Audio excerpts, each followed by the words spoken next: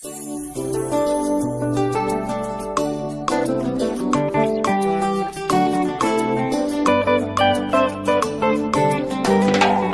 vivais dans la peau de ces morts, misérable, pauvre et impur, avec la jolie sans valeur. Je vivais dans les dénominations, misérable, pauvre et nu, avec le jolie la Odyssée. Mais Jésus m'a pris dans ses bras, il m'a aimé tel que j'étais, il m'a lavé par son sang. Il a fait de moi ce que je suis.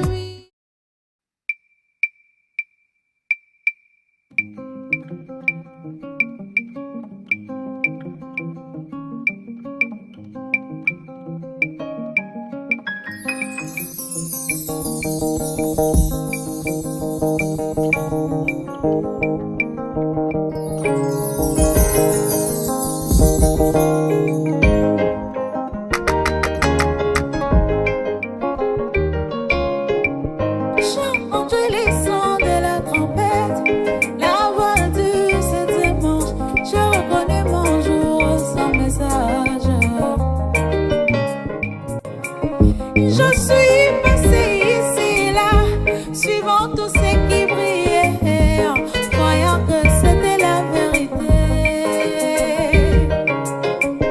J'ai parcouru des églises, cherchant toujours la vérité.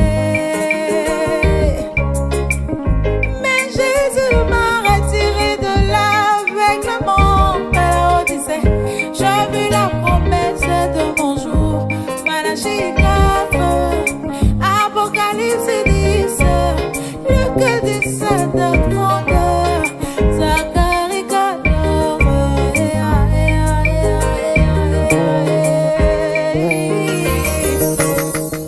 Oh merci Seigneur, oh merci Seigneur, pour l'ange dans les camps.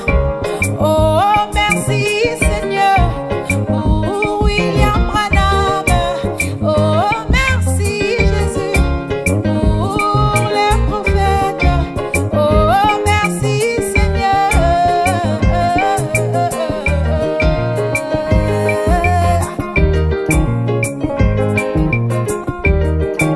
Alongola bisona bibonge seli, apesi bisoli lo bayatanga. Olongola ngaina bibonge seli, opesi ngai lo bayatanga. Olongola ngaina mangomba e, opesi ngai molimo mosonto. Olongola ngaina bibonge seli, opesi ngai mwange na yawe. Olongola ngaina bibonge seli, opesi ngai likonte na moto. Olongola ngaina bibonge seli, opesi ngai pole na pokwe. Tika na ye mama tondo e, naganga matondo e. Tika na betata mwa mololo, naganga gloire au Seigneur. Olongola ngaina ba pantalon, opesa ngai ba jupe milai. Olongola ngaina ba mini-jupe, opesa ngai ba robe milai. Olongola ngaina ba maquillage, opesa ngai beauté naturelle. Oh merci Seigneur pour ce message. Oh merci Seigneur pour la galante de feu.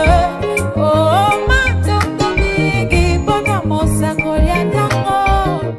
En direct des États-Unis d'Amérique, vraiment, Pesio Lisusu, merci mingi encore une fois, Dengue, Ozaka toujours, ko soutenir émission la biso, Oyo Ezalaka toujours, Kolobela message prêché par William Marion Branham. Je pense que pour ça qui émission et le cas qui awa la nouvelle tendance la kanisi Olanda qui yango et Olanda qui l'intervention ya batou neni batou bazalé koloba na ba commentaire sur ba prédication mibale oyo moko ezalaki na pasteur Dioka oyo ateyaki et puis ezalaki l'intervention lisusu ya Sylvain Akwala oyo alobaki sur makamka ya match wana. Alors tolingaki toyeba par rapport ya message parce que lelo toyebi ke message ezwi mwa connotation mosusu lelo bato bayebaki message. Ok, wazalendo toyoki question na yo donc merci mingi pour ozako respecter biso na kati ya message. Alors eloko biso tolingo sala awa ezali te ke tolingo tozala contre mutu mais tolingi kopesa témoignage na biso pona ko aider bana nzambe bazala na équilibre. Donc moi je crois toujours que le message de frère Branham Randekita ezali net Bible. Donc mutu solingo tambola bien, il faut un équilibre, il faut ma colonne somi balé. Ndeke solingo pumba bien, faut za ba el nyo somi balé. A cause na el moroté. Donc net Bible ko mama ki eza ndenge moko net message à frère Branham ezali. Donc so tambola lokolo moko pied levé, oza na balance te balba en anglais, oza en équilibre te. Alors moi j'ai compris que nino yo na message oyo faut tozala na équilibre. We have to have balance. Faut to tia ba kolono so mi balé, faut tozala na mapapu nyonso to vanda. Donc parce que ezali net na Bible, nzamba tali Moïse, abi Moïse ko sala ba bike côté, ko sala ba représentation ya biloka likolote. Mais le même Dieu comme le prophète a dit, Abalou qui a dit Moïse, bon, quand on sala ba chéribé. Alors, biso les enfants de Dieu, nous devons connaître, Nzambo toujours au salé là. Nous devons connaître, nous les enfants de Malachi 4, Nino, prophète Otonimaki. Nous, par la grâce de Dieu, y a un message, naba 84, to women ne loko ba 40 ans, et puis nous avons célébré biso grâce, donc, na voandi na pays ya prophète, il y a 38 ans. Et je veux que Balanzambe va comprendre. Toujours linga ko détruire mutute, toujours linga ko casser mutute parce que faut la prida na katia message. Mais tout le monde peut ce témoignage pour épais sa Balanzambe équilibre. Parce que frère Bonam Aloba qui habille les enfants de Dieu d'être vraiment prudent parce que les prédicateurs bah embrouiller bino. Alors, moi je vais dire aux enfants de Dieu. Avant de côté la réponse que frère Bonam a vécu ce qu'il a prêché. Il a prêché ce qu'il a vécu. Donc, frère Branham a teyaki, parce que la vie d'un prophète, ezali la parole de Dieu. La vie d'un prophète, ezali exemple pour Nabiso. Allez, si on a pridenté, na message oyo, si on a légaliste, boyo ki langa balanzame, parce que ngana zalaki nengwana, tant na outi Afrique. So, mais moi, par la grâce de Dieu, j'ai compris. J'ai compris Nino le message à Frère Branham. J'ai compris que Frère Branham a vécu ce qu'il a prêché. Il a prêché ce qu'il a vécu. Et biloko nyo so Frère Branham sala. So Frère Branham sala nango yoko gino goloba. Okoyiko pumone. Mais so Frère Branham a sali ango donc tina ezalaki. N'a pas un exemple. Comment? Tant qu'elle sera donc, te répondre à ma balle oyo, pour ça compliqué. Attends, ça compliqué. Frère Branham appelé, nous la naissance na colonne de feu ayé. Donc on appelle déjà la kisike mon prophète. Na 8 ans, ça m'a été comme la masangate, que ça la marababacité, comme la cigarette était. Mais Frère Branham comme un homme, elle nomme la cigarette, nous avons aidé. Elle nomme la masanga, nous avons aidé. Alors, Nzamba aidé.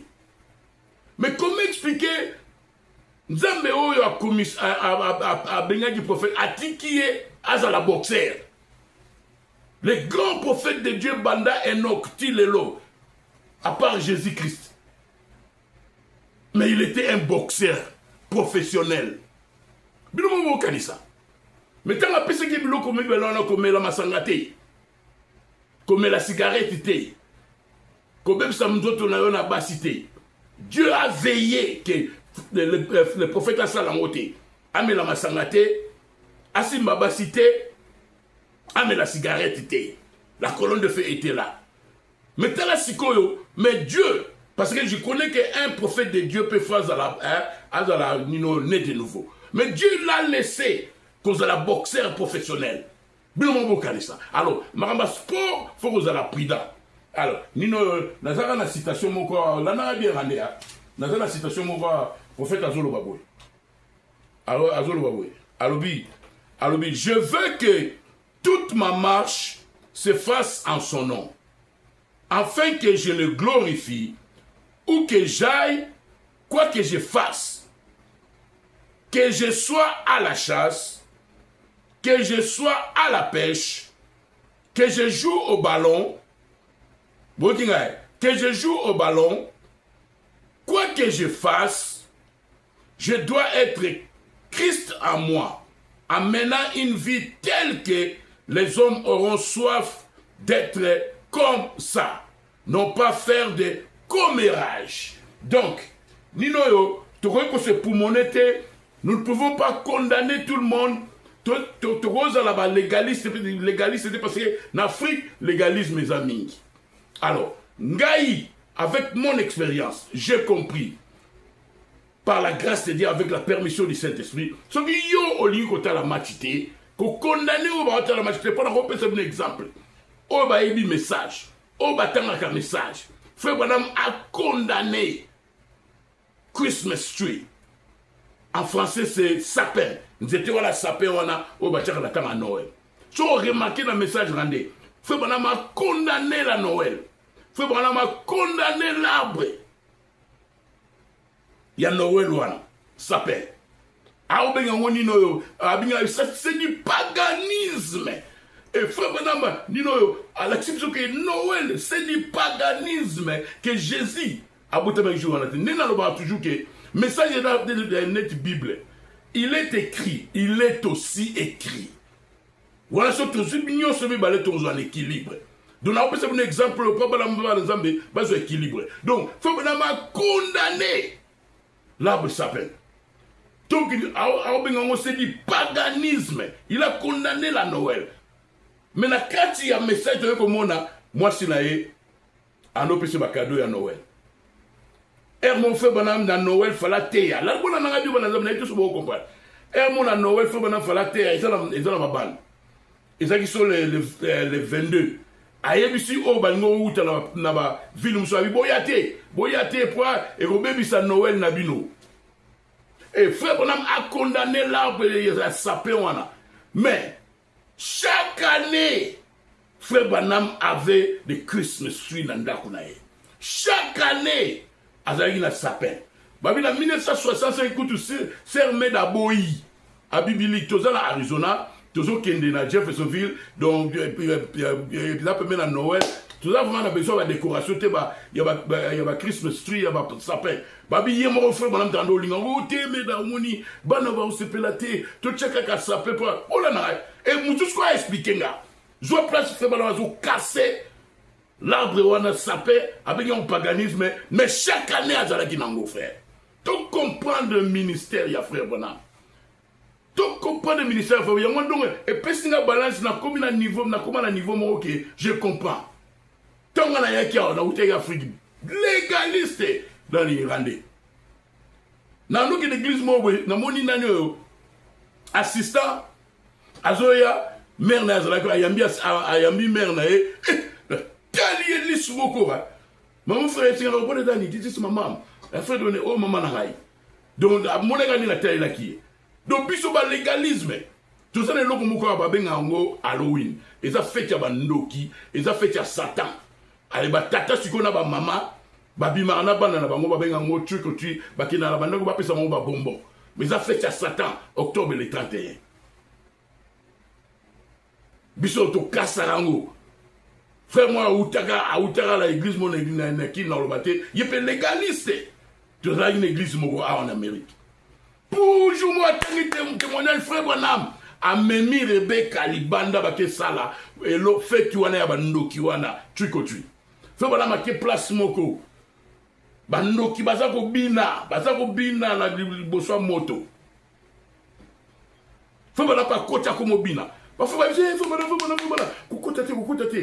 rituel na bango eza ya kindoki. Bazo yembela Satan. Abiye, bango bazo yembela Satan. Mais ngai nazo yembela Nzambe. Na yebi Nzambe nazo yembela. Donc, biloko wana so poni Nzamba linga ki ba témoignage ezala pour epesa biso équilibre. Tu as ile biloko mususu te, oko yamba mutu mususu te. Ser mususu te, faut ezala mwasi na yo. Oko yamba ta semeki na yo te. To quel Jeffersonville ba frère na. Tant to komi la Jeffersonville boye. Te otala ba photo. Ngala frère mo frère Kalima to moni frère bonam asimi mwasi na belle sœur na ye. Tokimi na photo Tokimi. Pourquoi nous avons dit que nous ne pouvons pas balance? Balance, mais tous en a balance. Donc, pour le sport, ce que vous avez mais moi, je ne crois pas que, donc, tu peux diaboliser Batunion. Non. Moi, j'ai regardé les matchs. Problème est ça. Moi, je connais que, ce que vous avez le Saint-Esprit vous guide, ce que vous connaissez, allez prier, il faut faire le match. Allez que l'église, t'es un affaire dans le stade Léopard en bêta. Ok, ni la coupe du monde des bêta. Mais la air, on a besoin de prière. Mais il y a que prière, tu peux faire la match à Léopard à la coupe du monde. Mais même Negwana, n'a pas de moutola n'a fait été, n'a pas condamné été. Parce que je comprends le ministère des frères Branham. Ou on a question de cette bosso à Irlandais. Omeka kolimbo la place sur le biquet. Frère Branham, Azala qui peut na sapin, na ndaku na ye, qu'est-ce que les gens peuvent comprendre? Parce que yo moko le biquet, Frère Branham a été qui a moqué, et ça m'a bien besoin de l'eau ndaku. Mais tout le monde sous Frère Branham, il m'a besoin de ndaku, il n'y a que Frère Branham, Azala ko bondi sa message na ye moko ou bien comment? Té, Randé, n'a expliqué. Et Nino, message à frère Branham, ezali net Bible. Au cours le banon, il est écrit. Mais Jésus, il est aussi écrit. Sans appridante, au moins net contradiction, ezalité. To kola na message. Tous na compréhension spirituelle. Dans une église, mon pasteur Azalaki, américain Mundele, na Denver. Si que frère Atala basket, il est pasteur. Tu es en prison, tu es au théâtre, tu es en bon, la bingue assistant là, là tu n'as pas fait, il y a un match. Là tu dis que tu as une voiture, là tu dis à Frébil, mais il y a un match à basket. Il y a un monde. Frère Azo Poussa, Rando là, à Poussa, à Talinga, à Fredonné, Nana qui n'a chassé, n'a qui n'a pas pêché. Olinga la Sani, Nathan Libre. Discussion sur quoi. Donc tous là-bas, Babylone mo ya biso moté, nino, nena goloba. Olobi no frère Branham alobi. Moi je crois tout ce que frère Branham a dit. Mais parfois, ton explication, ou bien parfois, aucun overboard, aucun extrême moko, parce que extrême moussou se peut aller. Nena l'exibinoa. Donc, pasteur Ebsen Habitala, ngai, n'a qu'une chassité, n'a qu'une pêchité, boyo linga la salani. Na ke Jeffersonville en 1992. Na ba doctrine na ngana uté para na uto ya raté en 1982. Na ba doctrine na ngana légalisme na ngai. Na ke Jeffersonville. Premier temps na komi na ndaka frère Branham. Bona na bien. Tant na komi na ndaka frère Branham na moni frère Joseph davana kuna. Na moni basket. Et loko ba bout ba bete la basket. Le ndaka prophète de basket.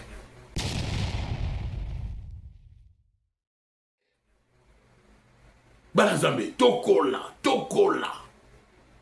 Ezali nino yo, nenge oza conduit par le Saint-Esprit, que nous avons rempli du Saint-Esprit ce qu'on va guider yo. Mais moi je ne crois pas, parce que ce qui n'a pas beau expliquer, Frère Branham a cassé sa paix, a béni mon paganisme. Donc tu vois qu'on doit se faire tangi karaba kotoana. N'est-ce pas une église mourir à noir, pasteur Nabiso. Vous savez qu'on casse sa paix. Évidemment, vous avez qu'on tanga au frère Branham à lobby. N'a pas de témoignage, mon gars. Alors, tellement qu'on a dans l'église, pasteur Nabiso, vous avez qu'on casse sa paix. Vous avez qu'on benga monino paganisme. Si vous avez sa paix dans ndakunayo, vous avez l'esprit Noël. You have a Christmas spirit. Abiso, ma frère, tout cassé.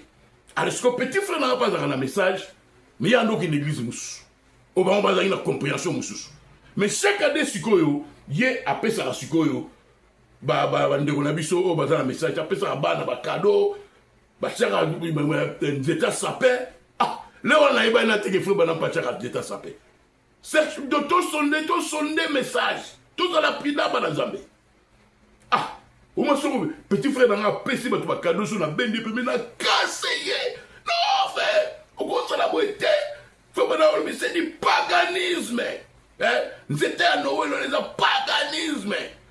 Petit frère là, l'année prochaine, à celle de na cassé sous. Année moussous, on a celle on na cassé moussous. Na cassé sous. Mais année moussous, on a joué oui, on avait. Ah, frère, il y a un message. Soit ça là, on a même sur les réseaux. Na me quitter sur que là, il va frère. Frère, mais dès chaque année, na cassé, pendant Nino la Christmas tree, pendant que j'étais à sapin, frère, prophète a l'oubi qui est en mabé, mais il y a ça là en haut caca. Et puis on peut ça, tu vas cadeau. Ah, frère. Oh, yes, sikoyo. L'esprit a bien tala oyo prophète yemoro depuis kala tina 1965 azaki na sapin donc ngana ningi bato baza ko condamner bato o batali bale ba expliquer ngai ke comment frère banama a cassé sapin bazaki na sapin na ndaku na ye tina 1965 to fungola biso comprendre le ministère à frère banam tout comprendre que Babylone mususu soko yoli ko sala ngote de ngai nazala nga na nzeta sapé na ndako na ngate mais na ko condamner siko ba frère bazaka na ngote frère banam a voté quitter la vote présidentielle ya nga pe na voter na ngate mais ba frère musu ba votaka ba frère musu ba voter Obama ba frère musu ba voter Nino Joe Biden ba frère musu ba votaka siko nga na ko casser ba frère wana te. Bon, ça, bon, on va dire, mais tu n'as pas voté, ça, Manino, tricage, ça, tout. N'a pas voté, n'a pas voté. Mais ma frère, monsieur, le message va voter à Awa. Frère, ayons l'équilibre. Tout ça là, na balance. Que le Seigneur vous bénisse, rendez. Pour Nanga, il faut comprendre une chose. Il faut que ceux qui ont comprendre le mot. C'est comme si message ya frère Branham c'est comme la Bible. Nzambe moko tango abengaki peuple na ye ezaki na makambo nzambe azali ko marcher na bango petit à petit donc progressivement azui bango abengi bango atiki bato balinga na bango après un temps aye koya aye kopesa loi ono ndeko akolinga su ndeko na ye te c'est Dieu lui-même ndenge na lobaka la nier de gloire avancer dans les airs. Donc, n'est-ce pas tambola kabongo, c'est-à-dire les lobanzambe peut ça au tambola. Bisoto tikala les lobanzambe le la statue le rôle est côté parce que amen. Ce qui est le total technologie les lots vis-à-vis de l'écriture. To se retrouver mais ce total l'église la bisoto monde appelle moi modernisme mais au côté na kati par rapport à ndenge bandaka. Yoki nyonso yo lobby bato message bazolanda ba ba commentaire par rapport ya ba lumière oyo ko ajouter pour la biso par rapport ya ce que le pasteur prêchait compréhension bandimi pesa la par rapport ya prédication alors pour nous comprendre bien ezaki na makamsusu oyo frère Branham atei makamususu mais na sima ya vina ye moko pe to moni pe asali pe makamususu mais biso sikoyo à la fin et là on est toko ko retenir parce que tout ça kaka ko confronter Bible était mais tout ça ko confronter pe la vie du prophète parce que et ça peut la vie au prophète à Tambola Kinango et c'est la biso peut copier comme Paul a dit que moi aussi je suis imitateur de Christ. Donc biso peut s'engager la biso peut imiter. Donc yo imiter prophète, il y a ça. Prophète parce que azaki na statut parfait en Nzambe. Amen.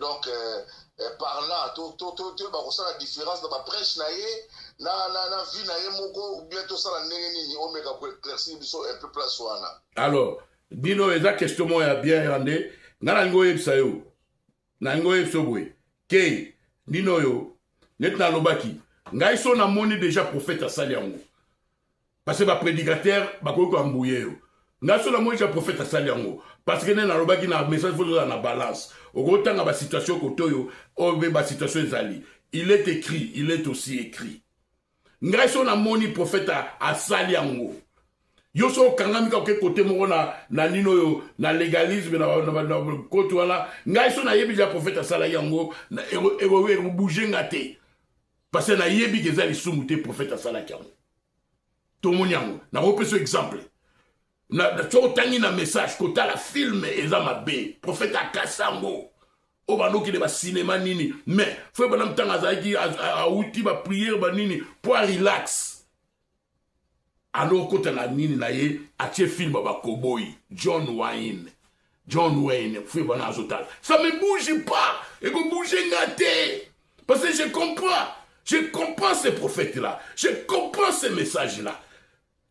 Na critiquer Moutouté, na diaboliser Moutouté parce que je comprends, je regarde la vie du prophète. Parce que vie naïe, et c'est les paroles de Dieu, et c'est l'exemple pour la chose. Faut pas l'endroit la film à cowboy. Expliquez la chose. Expliquez la. Faut pas l'endroit la film à cowboy. Faut pas l'endroit place mon gosser moi zo beta piano. Alobi nino na message oyo, na message au frère tout ça tamingité, na message oyo nino palme warm, lokis. Yoga faut pas l'endroit abi she was playing a old favorite song of mine. Abisera zaiko betanze momoko oya lingara mingi. Yoka so banalobi. It's not a Christian song. Sera zaiko betanze momo na piano. Fo banalobi. Alobi la message. It's not a Christian song. Eza nzembo chrétienneté. Ne biso so mutata ne baro bo maye. Totika bandino na tozalaka na grande tosisa. Tozalaka na ba frère ba uti kini na biki légalisme wala. Tant deningo naza oyemba banzembo kota vuma na molimo ngala ndo yoka banzemba deningo de ngala na batute pour ba frère ba comprendre bakasa banzemba kantiki bakasa ba kadiki prophète nous a composé en moté ngape na zara esprit wana na qu'est-ce qu'on a boulot na ngai gang mobo ya missioni azo ya américain azo yemba banzembo fo bana mayemba yo do ezana no banzembo ya missionnaire. Mais l'Afrique, c'est comme ça qu'on a dit que cantique, oh bah il a cantique, il faut que composer. Ignorance. Bah faire ce que bah y a les États-Unis rendez. Bah yo quand il y a une déningon de déningon de bah mon bah ça là, bah kenda bah studio mon na bah papa ouais maintenant yo kati. Mais bah ça yo quand bah frère awa, bah kenda studio mon na Johnny Hallyday. Mais ça c'est l'ignorance. Tokola. Alors, nos questions ali que ce qui yoli ko salate, mais ko diaboliser Moutouté parce que regardez la vie de Frère Branham. Frère Branham azota la film ba cowboy, expliquez nga chiko. Frère Branham azota sapin chaque année, mais à Kassango, mais tiango 65. 65 serres mais la boy na eko za sapin. Babi me Frère Branham yemom tazayi mo lam kabité. Mais we have to do it for the kiddies, you know, we have to decorate. Faut te décorer. Expliquez-moi ce que qu'est-ce que c'est que prophète ne frère moi amdela za kawa abi frère Branham azana zamba azo tourner dans tete azo tourner ne di pentecôtiste bon le belo monté minga solo comme shout na zo kanga bon le ah frère Daniel zo pentecôtiste mais kabolo va on na prophète ya na ça donc pour la repère ça bana nzambe équilibre donc so yo ni ko salate mais moi j'ai net match de léopard on a la talaki. Parce que c'était plus que le sport. N'est-ce faire à quoi là, le non, je m'identifie avec le Congo. J'ai aimé ce qu'à quoi l'a dit. Donc, il faut que le monde a cassé les États-Unis. États-Unis, rédemption, ça, l'équipe des rédemption. She will never be great again. Mais à lui, je suis fier d'être américain. Faire tout dans la compréhension spirituelle, dans le ministère à Frère Branham. Sinon, t'es aux la confusion. Que le Seigneur vous bénisse. Donc, tout le monde là-bas, tout le monde ça va tout est que ok, non, on la match. Mais on a là-bas, quand la match, na ndenge ozo contrôler ango et ça on m'a bêté. Dieu tout-puissant a laissé son prophète être un boxeur professionnel. Atiki est boxeur, vraiment quoi boxeur. Faut pas la ou dans un combat, un grand prophète. Alors il appelle mon divin ya niva Nicolo. Natika ya za boxeur. Mais atika qui était à Masanga, atikaki ete alanda basi atikaki ete amela cigarette tokanisa sirwana. Que le Seigneur vous bénisse. Shalom Mwande. Oh merci Seigneur, merci Seigneur, merci Jésus, merci Seigneur, l'ange dans le camp, merci Seigneur.